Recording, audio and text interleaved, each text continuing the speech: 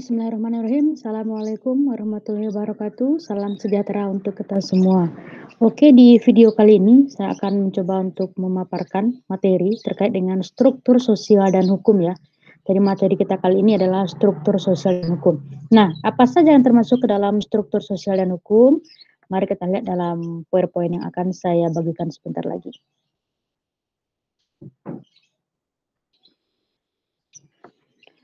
Oke, ini adalah materi kita kali ini, yaitu struktur sosial dan hukum ya. Jadi dalam pembahasan kali ini saya akan memaparkan beberapa hal terkait dengan struktur sosial dan hukum. Nah, yang pertama ya, kita akan melihat bahwa di dalam slide ini ada 5 topik ya, ada 5 topik yang termasuk ke dalam struktur sosial dan hukum. Yang pertama adalah kaidah-kaidah sosial dan hukum. Yang kedua, lembaga-lembaga sosial atau lembaga kemasyarakatan. Yang ketiga, kelompok sosial dan hukum. Yang keempat, stratifikasi sosial dan hukum. Dan yang kelima adalah kekuasaan dan hukum. Jadi dalam video kali ini saya akan memaparkan 5 topik-topik ini ya. Nah, oke. Pada hakikatnya ya, manusia itu kita bisa melihatnya dari 2 sudut pandang. Yang pertama itu dari sudut pandang yang struktural dan yang kedua adalah dari sudut pandang dinamika. Jadi masyarakat itu bisa kita lihat atau bisa kita pandang dari 2 perspektif ya, dari 2 perspektif. Yang pertama adalah perspektif struktural dan yang kedua perspektif dinamika. Nah, kalau dari perspektif struktural ini bisa kita katakan sebagai struktur sosial. Nah, itu dia ya, struktur sosial. Apa maksudnya? Maksudnya adalah struktur sosial merupakan keseluruhan jalinan antara unsur-unsur sosial yang pokok. Nah, ini dia. Jadi ini yang membedakan antara struktur sosial dengan dinamika sosial. Apa contoh struktur sosial itu? Kaidah-kaidah sosial, lembaga-lembaga sosial, kelompok-kelompok sosial, serta lapisan-lapisan sosial atau stratifikasi sosial. Nah, itu kalau kita pakai perspektifnya struktur sosial. Sedangkan kalau kita pakai sudut dinamika masyarakat, nah itulah yang disebut sebagai proses sosial dan perubahan sosial, ya. Proses sosial dan perubahan sosial, maaf ya. Jadi masyarakat itu bisa kita lihat dari 2 sudut pandang. Yang pertama itu dari sudut pandang struktur sosialnya atau strukturalnya, yang kedua dari sudut pandang dinamikanya. Kalau kita berbicara sudut pandang struktur sosial itu, masyarakat bisa kita lihat dari yang pertama, kaidah-kaidahnya atau nilai dan normanya. Yang kedua adalah lembaga-lembaga sosialnya atau lembaga kemasyarakatannya. Dan yang ketiga dari kelompok-kelompok sosialnya. Dan yang keempat itu dari lapisan-lapisan sosial. Kalau dari struktur, itu struktur ya tadi ya. Kalau dari sudut dinamika sosial, kita bisa melihat masyarakat itu sebagai sebuah proses sosial dan perubahan sosial. Barangkali di video sebelumnya, sudah saya upload belum ya? Saya sudah memaparkan terkait dengan perubahan sosial ya. Nah, artinya bahwa dinamika masyarakat tadi itu merupakan bagaimana cara-cara berhubungan masyarakat. Jadi bagaimana kita berinteraksi itu diatur ya. Dapat kita lihat dari orang perorangan atau kelompok-kelompok manusia yang berinteraksi sehingga menentukan sistem. Jadi kalau dari sudut dinamika masyarakat itu kita melihat cara-cara berhubungan masyarakat ya, yang mengatur pola perilaku masyarakat sehingga nanti itulah yang menentukan sebuah sistem. Nah, dari interaksi tersebut akan terjadi perubahan-perubahan yang menyebabkan goyahnya cara-cara bertingkah laku yang telah ditetapkan. Jadi nanti kalau seandainya faktor pendorong terjadinya perubahan sosial itu kan ada yang secara cepat dan secara lambat ya. Nah, interaksi yang dilakukan oleh masyarakat itu nanti akan mendorong terjadinya perubahan-perubahan sosial. Contoh misalnya perubahan sosial contohnya itu pandemi COVID-19 kemarin ya. Nah, sebelum itu kan kita tidak dibatasi untuk berinteraksi dengan orang lain. Kita bebas, kita mau ngumpul-ngumpul dengan orang lain, kita mau bercengkrama secara dekat dan lain sebagainya itu tidak ada larangan. Namun setelah wabah pandemi 19 itu COVID-19 melanda ke Indonesia, ke dunia dan termasuk ke Indonesia ya, maka keluarlah aturan-aturan atau edaran-edaran baru dari pemerintah berupa protokol kesehatan di mana mereka menerapkan minimal itu 3M ya, menjaga jarak, memakai masker dan mencuci tangan. Artinya apa? Kita dilarang untuk saling berinteraksi secara langsung dengan orang lain. Interaksi boleh dilakukan tapi dengan menggunakan media virtual contoh misalnya kan. Nah, itu dia. Jadi dari perubahan-perubahan yang terjadi dalam masyarakat itu memunculkan sebuah kebijakan-kebijakan baru bagi pemerintah. Nah, ini dia ya. Jadi interaksi manusia itu kita diatur oleh berbagai macam kaidah yang ada di dalam masyarakat. Apa tujuannya? Tujuannya adalah untuk menciptakan keteraturan bagi masyarakat. Jadi aturan itu ya, hukum itu sebenarnya diciptakan hanya untuk bagaimana menciptakan kesejahteraan masyarakat, bagaimana menciptakan keteraturan di dalam masyarakat, bagaimana menciptakan keharmonisan di dalam masyarakat seperti itu. Nah, jadi ketika kita berinteraksi dengan orang lain, kita akan paham, kita dapat mengetahui bahwa bagaimana cara kita memenuhi kebutuhan hidup kita, ya. Nah, pengalaman-pengalaman tersebut akan menghasilkan sesuatu yang bersifat positif dan negatif. Sehingga di dalam pikiran kita itu akan muncul mengenai sesuatu yang baik dan buruk. Apa yang pantas atau tidak pantas, apa yang layak atau tidak layak, ya, untuk dilakukan. Segala hal yang baik yang kita terima itu, yang telah terkognisi di dalam pikiran kita itu, dapat kita lakukan terus-menerus. Dan segala hal yang buruk yang bersifat negatif itu bisa kita tinggalkan, ya.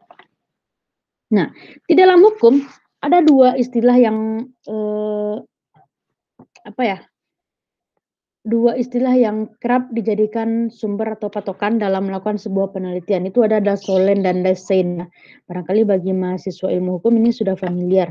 Atau yang pernah melakukan penelitian ini, konsep Dasolen dan Dasein ini sudah familiar. Dasolen itu artinya adalah kaidah hukum yang menggambarkan kondisi ideal yang diharapkan. Jadi Dasolen itu maksudnya adalah idealnya seperti ini, ya. Ideal masyarakat itu dikondisikan seperti ini. Sedangkan Dasein itu adalah realita yang terjadi. Nah, jadi biasanya masalah itu ya muncul karena adanya ketimpangan atau gap antara Dasolen dan Dasein. Yang diidealkan itu atau aturannya seperti ini loh gitu. Sedangkan realita yang terjadi di masyarakat itu seperti ini loh gitu. Nah, ketimpangan-ketimpangan yang muncul seperti itulah yang menimbulkan atau memunculkan um, apa namanya, masalah di dalam masyarakat seperti itu. Nah, kemudian ya, nah ini yang tadi ya. Nah, contoh misalnya nih ya, realita yang terjadi di dalam masyarakat Indonesia itu, ini yang saya sebutkan tadi ya, Dasein tidak selalu sejalan dengan Dasolen. Jadi di sanalah muncul ketimpangan di mana realita yang terjadi di dalam masyarakat, apa yang dilakukan oleh masyarakat itu tidak sesuai dengan apa yang diharapkan seperti itu. Contoh misalnya di sini, lampu kuning pada lampu lalu lintas dapat diartikan dua hal ya. Jadi lampu kuning ketika kita berada di pertigaan atau di jalan raya kan sering ada rambu-rambu ya. Salah satu rambu itu kan lampu lalu lintas. Nah, lampu kuning itu bisa ditafsirkan menjadi dua nih. Jadi ada dua penafsiran terhadap lampu kuning. Yang pertama adalah sudah tidak hijau dan masih belum merah. Jadi lampu kuning itu sudah tidak hijau dan masih belum merah. Orang yang menafsirkan lampu kuning sebagai sudah tidak hijau lagi, maka mereka akan mengurangi kecepatan laju kendaraannya. Jadi mereka akan hati-hati ya. Tapi orang yang menafsirkan lampu kuning sebagai belum merah, ya, oh ini belum merah nih. Mereka akan menambah kecepatan kendaraannya. Nah, dari satu fenomena ini saja dapat dilihat dua tingkah laku atau dua tingkah laku orang yang berbeda hanya dari segi pemaknaan terhadap satu lampu lalu lintas ya, lampu warna kuning. Nah, kemudian kita masuk ke bagian kaidah sosial atau hukum yang ada di dalam masyarakat. Jadi tadi itu pengantar saja, pengantar terkait dengan ketika kita berinteraksi dengan orang lain itu, maka ada nilai dan norma, ada aturan-aturan yang harus kita patuhi. Karena aturan itu diciptakan untuk mengatur bagaimana kita untuk berkomunikasi dengan orang lain. Kita berkontak dengan orang lain, kita berinteraksi dengan orang lain. Jadi akan ada aturannya. Nah, apa saja aturannya itu? Aturannya adalah kalau di dalam kaidah-kaidah sosial itu ada beberapa ya. Di sini saya buatkan yang pertama itu kaidah kesusilaan. Apa maksudnya? Maksud dari kaidah kesusilaan itu adalah kaidah ini dia berhubungan dengan manusia sebagai seorang individu karena menyangkut kehidupan pribadi manusia. Misalnya nih, kalau kita kan dari dulu ditanamkan ya, oh mencuri itu tidak boleh, mencuri itu dilarang. Nah, kaidah kesusilaannya adalah keinginan seseorang untuk tidak melakukan hal itu karena kita tahu bahwa itu adalah sesuatu yang dilarang. Jadi kalau seandainya mencuri, oh kita tahu, oh mencuri itu nggak boleh loh gitu. Kita tahu kan kalau itu tidak boleh atau dilarang. Maka seseorang yang tidak melakukan tindakan pencurian, kalau seandainya ada orang yang tidak mau dia mencuri itu, bukan takut karena sanksi atau berdosa kepada Tuhan, akan tetapi karena batinnya mengatakan bahwa itu adalah hal yang tidak layak untuk dilakukan. Artinya nih, ini ada perilaku menyimpang ya, contohnya mencuri tadi. Nah, saya tidak mau mencuri itu bukan karena saya takut akan sanksi. Oh, saya bukan karena saya misalnya nanti disanksi misalnya dipidana atau karena takut karena Tuhan, bukan itu. Tapi saya takut mencuri karena saya tahu bahwa itu tidak boleh dilakukan gitu. Itu adalah kaidah-kaidah atau nilai-nilai kesusilaan ya, kesusilaan. Jadi kita melakukan sesuatu itu tidak dan akan melakukan sesuatu itu karena kita tahu bahwa itu patut atau tidak untuk dilakukan gitu. Itu dia kaidah kesusilaan. Kalau kaidah agama bagaimana? Nah, kalau kaidah agama ini adalah semua aturan yang mengatur tingkah laku manusia di mana bersumber dari wahyu yang diyakini oleh penganut agama tertentu. Nah, ini barangkali sudah familiar ya. Kalau di agama Islam itu kan sumber dari segala sumber hukumnya, bukan sumber dari segala sumber hukum ya. Sumber hukum kita itu adalah Al-Quran dan hadis ya. Kalau itu di Islam. Jadi segala perbuatan yang kita lakukan itu merujuk kepada apa yang ada di dalam Al-Quran dan hadis. Kalau seandainya ada di sana tentu itu boleh untuk dilakukan, sedangkan kalau seandainya dilarang maka kita juga tidak boleh untuk melakukannya. Karena nanti akan ada konsekuensi-konsekuensi bagi orang-orang yang melanggar aturan-aturan tadi. Nah, gitu. Kemudian kaidah kesopanan ya. Jadi di dalam masyarakat itu tadi ada kaidah kesusilaan, ada kaidah agama, kemudian ada kaidah kesopanan. Apa maksudnya? Nah, kaidah kesopanan ini maksudnya adalah kaidah yang didasarkan kepada kebiasaan yang telah dilakukan berulang-ulang di dalam masyarakat. Jadi ini sebuah kebiasaan ya. Kaidah kesopanan ini kaitannya dengan kebiasaan yang telah kita lakukan berulang-ulang di dalam masyarakat. Jadi maksudnya di sini adalah aturan dalam bertingkah laku dan dalam pergaulan masyarakat ya. Jadi kaidah kesopanan ini adalah aturan kita bertingkah laku di dalam masyarakat. Nah, kaidah kesopanan merupakan ketentuan hidup yang berasal dari pergaulan hidup masyarakat. Apabila terjadi pelanggaran terhadap norma ini, maka akan ada sanksi berupa celaan, teguran, cemoohan, pengucilan oleh anggota masyarakat, dan sebagainya. Jadi kaidah kesopanan ini lebih kepada kebiasaan-kebiasaan yang rutin kita lakukan ya. Contoh misalnya kalau perempuan itu kan tidak boleh keluar malam. Nah kalau seandainya nanti kedapatan ada yang keluar malam, terlepas dari faktor apakah yang menyebabkan dia nanti terlambat pulang ke rumah seperti itu, maka nanti akan ada muncul sanksi sosial di dalam masyarakat. Baik nanti berupa cemoohan, celaan, teguran dan sebagainya. Nah, sedangkan kaidah hukum apa? Nah, itu tadi kaidah-kaidah sosial ya. Kalau kaidah hukum, dia memiliki beberapa karakteristik ya. Kalau di sini saya tuliskan ada 5. Yang pertama itu bersumber dari masyarakat yang diwakili oleh suatu otoritas tertinggi dan berorganisasi. Yang kedua, sanksinya itu bersifat eksternal, dapat berupa ganti rugi hukum perdata, denda, kurungan penjara, dan hukuman mati. Jadi dia ada sanksi ya. Kemudian isinya ditujukan mutlak pada sikap lahir. Kemudian bertujuan untuk menciptakan ketertiban di dalam masyarakat. Dan yang kelima adalah daya kerjanya mengharmoniskan hak dan kewajiban. Jadi di dalam kaidah hukum ini nanti ada suatu badan atau lembaga yang memang bertugas untuk menciptakan suatu peraturan ya. Kemudian di dalamnya itu nanti pasti akan berisi sanksi-sanksi.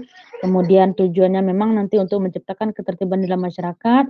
Dan kemudian di dalamnya juga ada nanti bagaimana harmonisasi antara hak dan kewajiban. Nah, itu dia.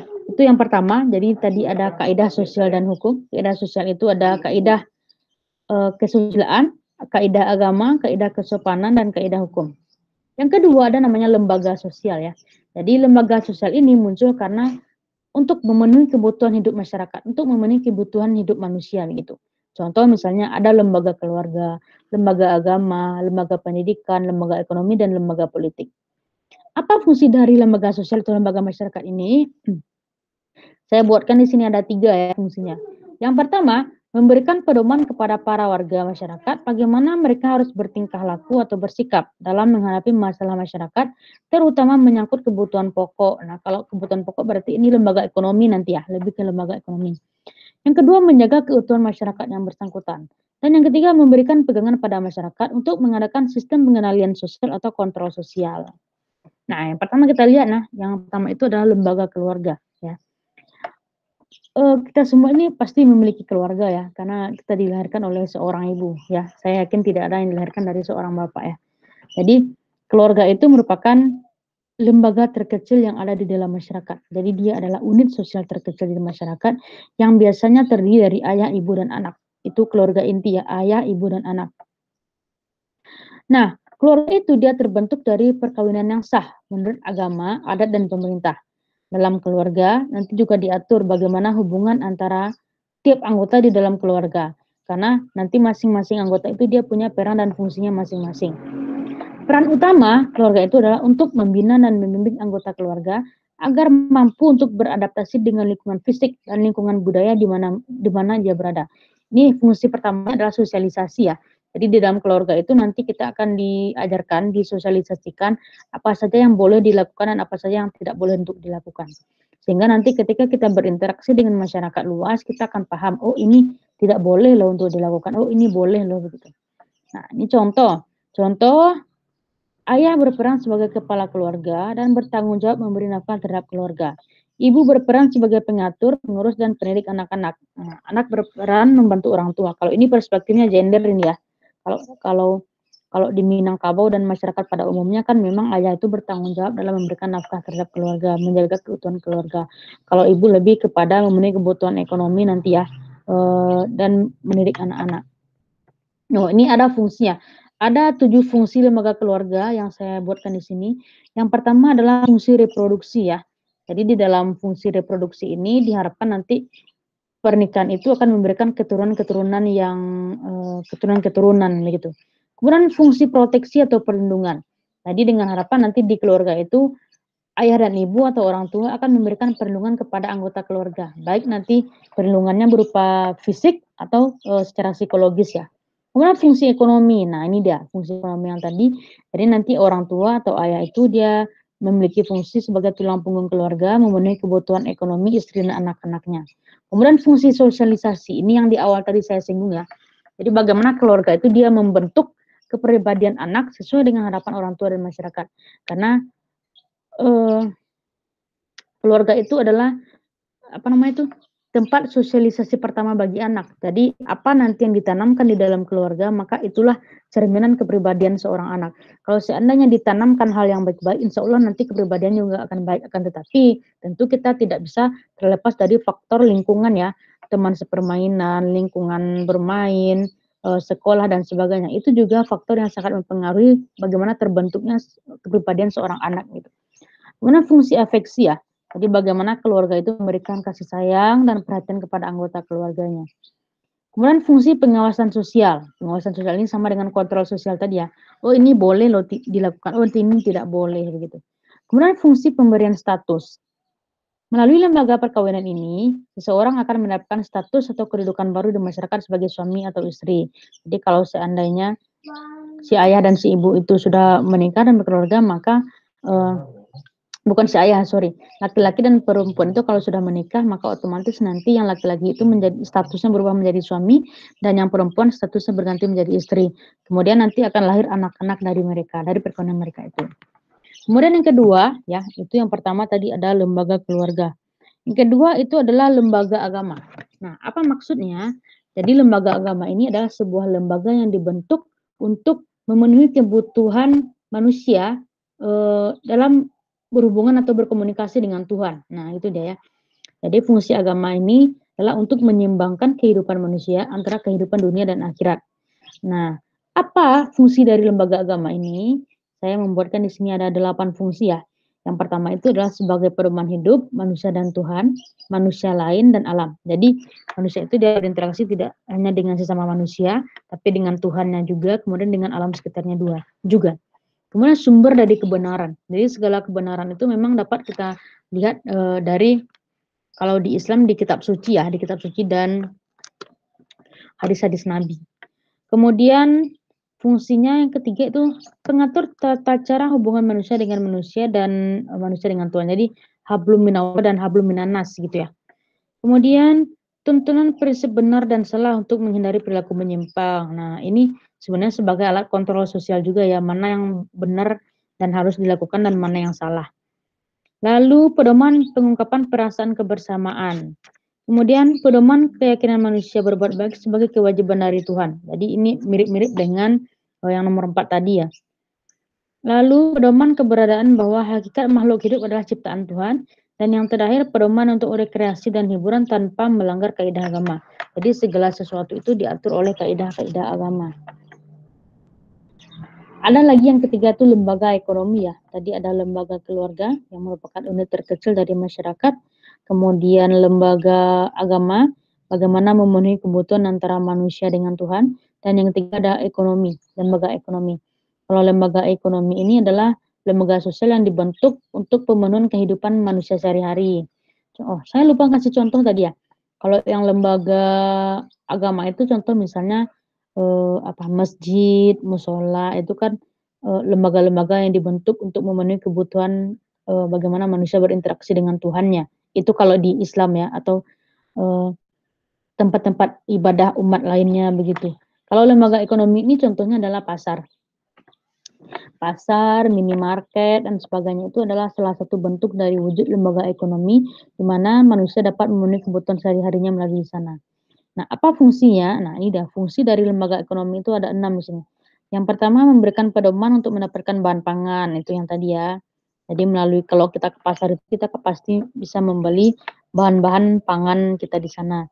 Kemudian memberi pedoman untuk melakukan pertukaran barang atau barter. Nah, kalau sekarang kan kita tidak lagi menggunakan sistem barter ya. Kita sudah punya alat tukar berupa uang. Kemudian memberikan pedoman tentang harga jual beli barang. Nah, ini bisa juga. Kemudian memberi pedoman untuk menggunakan tenaga kerja. Nah, barangkali nanti ada orang-orang yang lagi butuh tenaga kerja, maka juga bisa masuk ke dalam lembaga ekonomi ya. Lalu memberikan pedoman tentang cara pengupahan, dan yang terakhir memberikan pedoman tentang cara pemutusan hubungan kerja. Jadi ada nanti lembaga-lembaga tertentu yang kaitannya dengan lembaga ekonomi ya, mereka memiliki pedoman-pedoman bagaimana nanti cara memberikan pengupahan kepada pekerjanya atau malah melakukan pemutusan hubungan kerja atau PHK. Nah, ini lagi lembaga pendidikan yang keempat ya. Kalau kita mengacu ke Undang-Undang Nomor 20 Tahun 2003 tentang Sistem Pendidikan Nasional, jadi maksudnya pendidikan adalah usaha sadar dan terencana untuk mewujudkan suasana belajar dan proses pembelajaran. Jadi lembaga pendidikan ini dibentuk adalah salah satu upaya untuk menciptakan atau mewujudkan suasana belajar dan proses pembelajaran. Nah, itu ya. Jadi lembaga pendidikan adalah institusi sosial yang menjadi agen sosialisasi setelah lembaga keluarga. Jadi kan kalau di dalam keluarga itu tadi salah satu fungsinya adalah fungsi pendidikan. Tadi ada nggak ya saya buat di situ. Nah, fungsi pendidikan itu adalah bagaimana keluarga itu nanti memberikan modal atau memberikan pendidikan-pendidikan kepada anaknya. Tapi tentu tidak cukup hanya pada level keluarga saja. Si anak juga harus nanti menempuh pendidikan pada jenjang pendidikan mulai dari tingkat TK misalnya, SD, SMP, SMA, dan perguruan tinggi. Maka lembaga pendidikan seperti TK, SD, SMP, SMA, dan perguruan tinggi itulah sebagai lembaga pendidikan nanti yang mewujudkan Undang-Undang Nomor 20 Tahun 2003 ini tentang Sistem Pendidikan Nasional. Nah, ini dia tadi ya. Jadi jenis pendidikan itu ada 3, pendidikan formal, non formal, dan informal. Kalau yang pendidikan formal itu dia sampai mulai dari TK hingga perguruan tinggi. Nah, kalau pendidikan yang non formal itu seperti kursus.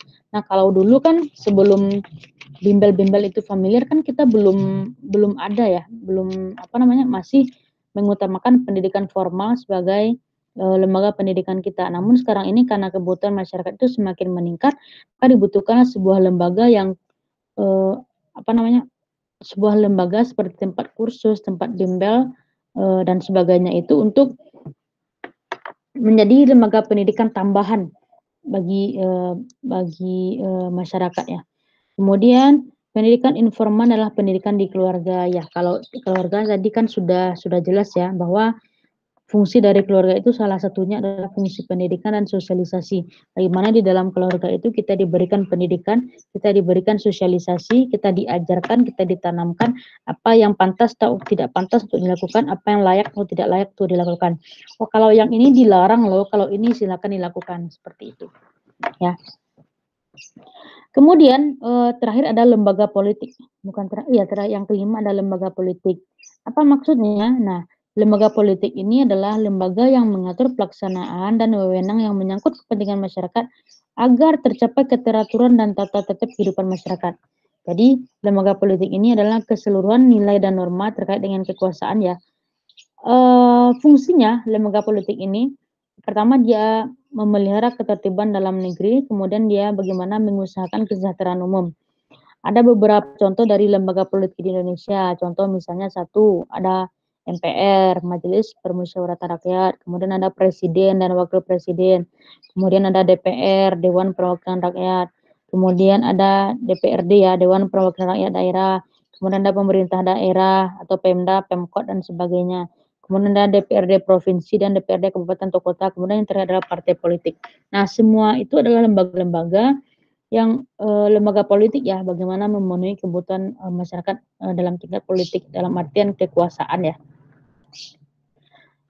Kemudian kita akan berbicara terkait dengan kelompok sosial dan hukum. Kalau tadi itu ada kaidah-kaidah sosial, yang kedua itu adalah kelompok sosial dan hukum.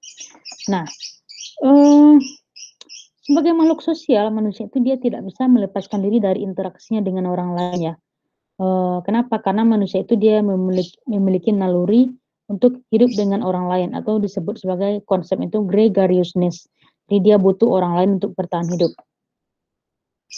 Nah, kemudian dalam hubungan antara manusia dengan orang lain itu mereka butuh apa namanya?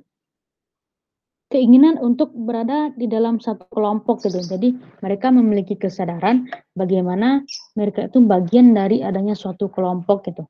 Kelompok sosial ya. Nah, kelompok sosial itu bisa kalau secara sederhana itu misalnya teman sepermainan gitu. Nah, apa ciri-ciri dari kelompok sosial? Nah, kalau ciri-ciri dari kelompok sosial itu yang pertama, adanya kesadaran setiap anggota kelompok bahwa dia merupakan bagian dari kelompok. Nah, jadi mereka harus sadar, oh saya ini bagian dari kelompok ini, oh saya adalah bagian dari kelompok ini. Sama dengan SEMA dan HIMA ya, himpunan mahasiswa. Artinya kalau himpunan mahasiswa kan hanya mahasiswa yang ada di jurusan HTN aja yang ada di situ, atau yang di HES aja, atau yang di AS aja. Kemudian ada hubungan timbal balik antar anggota. Jadi kalau sudah ada di dalam satu kelompok, pasti mereka saling berinteraksi ya. Ada hubungan timbal balik antar anggotanya. Kalau seandainya tidak ada hubungan timbal balik, artinya mereka nggak berinteraksi, itu sama aja dengan tidak adanya kelompok sosial ya. Kemudian adanya satu atau beberapa faktor yang dimiliki bersama, seperti nasib yang sama, kepentingan yang sama, tujuan sama, ideologi yang sama, sehingga terjalin hubungan erat. Nah, jadi nanti biasanya sebuah kelompok itu dia terdiri dari beberapa identitas yang sama gitu ya. Contoh misalnya nih, kalau HIMA itu kan himpunan mahasiswa jurusan ya, HMJ deh, himpunan mahasiswa jurusan. Artinya mahasiswa-mahasiswa yang berasal dari satu jurusan itu mereka satu kelompok. Ya, satu kelompok.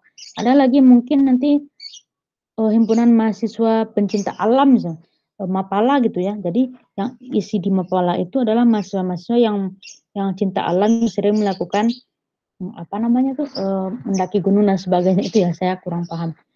Nah, lalu ciri yang keempat itu ada struktur kelompok. Struktur kelompok ini maksudnya misalnya ada ketuanya, ada wakilnya, sekretarisnya, bendahara, kemudian ada anggotanya. Kemudian ada perangkat atau kaidah-kaidah. Jadi tetap saja di dalam suatu kelompok sosial itu nanti ada aturannya, aturan yang disepakati oleh bersama bagaimana nanti menciptakan atau mencapai tujuan yang ingin dicapai oleh kelompok tadi begitu. Nah, kemudian kekuasaan dan hukum ya. Ini tertinggal satu, yang satunya lagi itu adalah stratifikasi sosial dan hukum. Tadi di dalam stratifikasi sosial itu nanti silakan dilihat di video saya yang di sebelumnya itu sudah saya jabarkan panjang lebar terkait dengan pelapisan sosial dan hukum ya. Jadi stratifikasi itu adalah bagaimana masyarakat itu dikelompokkan berdasarkan kelas-kelas tertentu gitu. Baik dia nanti di upper class, kelas atas, middle class, kelas menengah, dan lower class, kelas bawah. Jadi kalau realita yang terjadi pada saat sekarang ini adalah hukum itu dia tumpul ke bawah, tumpul ke atas, runcing ke bawah. Padahal seharusnya kalau kita menggunakan azas equality before the law itu, hukum itu dapat berlaku seadil-adilnya gitu ya. Azas persamaan di depan hukum, di dalam hukum. Nah, kan realitanya terjadi tidak seperti itu sekarang ya, begitu. Nanti silakan lihat di video saya yang sebelumnya. Kita lanjut ke sini, yang terakhir itu adalah pembahasan terkait dengan kekuasaan dan hukum ya. Ada sebuah jargon dari Mukhtar Kusuma Atmaja, beliau adalah kalau tidak salah ini bapak pembangunan ya. Mengatakan bahwa hukum tanpa kekuasaan adalah angan-angan, kekuasaan tanpa hukum adalah kezaliman. Nah, kira-kira apa maksudnya nih? Hukum tanpa kekuasaan adalah angan-angan dan kekuasaan tanpa hukum adalah kezaliman. Artinya adalah kalau seandainya aturannya itu ada, tapi tidak ada orang yang memiliki kekuasaan atau wewenang yang ditugaskan untuk mengatur hukum tadi itu, maka itu percuma. Jadi kalau seandainya ada hukum, ada aturan, tapi hanya sekedar aturan saja, tidak ada legalitas dari orang yang berwenang atau pihak yang berwenang, maka itu percuma. Percuma hukum itu ada gitu ya. Dan kekuasaan tanpa hukum adalah kezaliman. Kalau seandainya ada orang yang memiliki kekuasaan, ada orang yang memiliki kewenangan, tapi dia tidak ada aturan, maka dia bisa saja bertindak sesuka hatinya begitu, karena tidak ada yang mengaturnya. Nah, oleh karena itu dalam penerapannya hukum itu dia harus memerlukan kekuasaan ya. Dan kekuasaan itu juga harus ada hukumnya begitu ya. Nah, jadi kekuasaan itu nanti akan memberikan kekuatan pada penegak hukum untuk menjalankan fungsi hukum dengan baik. Jadi dengan adanya kekuasaan tadi dan dengan adanya hukum yang bagus tadi, maka penegak hukum akan menjalankan fungsi hukum sebagai baik. Jadi cita-cita dari hukum tadi untuk menciptakan keteraturan, untuk menciptakan ketertiban dalam masyarakat itu dapat diwujudkan begitu. Nah, kekuasaan itu sangat diperlukan karena hukum bersifat memaksa katanya. Tanpa kekuasaan, pelaksanaan hukum akan mengalami banyak hambatan. Semakin tertib dan teratur suatu masyarakat, maka makin berkurang kebutuhan dukungan kekuasaan. Jadi maksudnya, kalau di dalam masyarakat tradisional itu kan dia tidak terlalu banyak aturan ya. Karena mereka memakai prinsipnya itu solidaritas. Jadi mereka saling punya apa namanya itu? rasa senasib sepenanggungan solidaritas, maka tidak perlu banyak aturan dan mengatur. Beda dengan masyarakat modern yang sudah terspesialisasi, di mana setiap pekerjaan itu sudah ada bagian-bagiannya sendiri, maka semakin banyak pula aturan yang mengaturnya begitu. Masyarakat yang telah memiliki kesadaran hukum yang tinggi, di samping memerlukan kekuasaan, hukum juga merupakan sumber kekuasaan. Hukum menyalurkan dan memberikan kekuasaan pada orang-orang. Sebaliknya, hukum juga berfungsi dalam memberikan batasan kekuasaan ya. Jadi kekuasaan itu harus dibatasi, karena jika tidak, hukum akan disalahgunakan oleh orang yang memiliki kekuasaan dan memihak kepentingan kelompok tertentu. Nah, jadi ini dia. Jadi masyarakat yang memiliki kesadaran hukumnya tinggi itu dia juga memerlukan kekuasaan ya. Karena melalui kekuasaan itu nanti hukum itu dilegalkan begitu ya. Nah, hukum juga dia berfungsi dalam memberikan batasan-batasan kekuasaan. Artinya kalau hanya memiliki kekuasaan tapi tidak ada hukum, maka akan terjadi yang namanya kezaliman tadi. Dia akan bertindak dengan sesuka hati dan semena-mena begitu. Kalau kata si Sukanto ini ya, para pembentuk, penegak maupun pelaksana hukum adalah para warga masyarakat yang mempunyai kedudukan yang mengandung unsur kekuasaan. Tapi mereka tidak dapat menggunakan kekuasaannya sewenang-wenang karena ada pembatas tentang penanganannya dan yang ditentukan oleh cita-cita keadilan masyarakat. Jadi di dalam suatu hukum itu harus ada nanti penegak ataupun pelaksana hukum itu dia harus mengandung unsur kekuasaan. Artinya nanti kalau seandainya ada orang yang berkuasa, seseorang yang memiliki wewenang dan kekuasaan itu memang harus diatur oleh hukum ya. Kalau seandainya tidak diatur oleh hukum, maka nanti mereka akan berbuat kezaliman.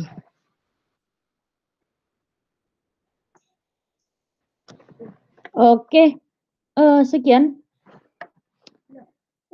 presentasi dari saya hari ini ya terkait dengan struktur sosial dan hukum. Jangan lupa nanti kita boleh nanti melakukan diskusi lebih lanjut terkait dengan ini, boleh dengan via chat di dalam sini langsung atau melalui email saya nanti ya di siskaelasaputri@yayanbatusangga.ac.id. Jangan lupa untuk di like, komen, dan subscribe ya.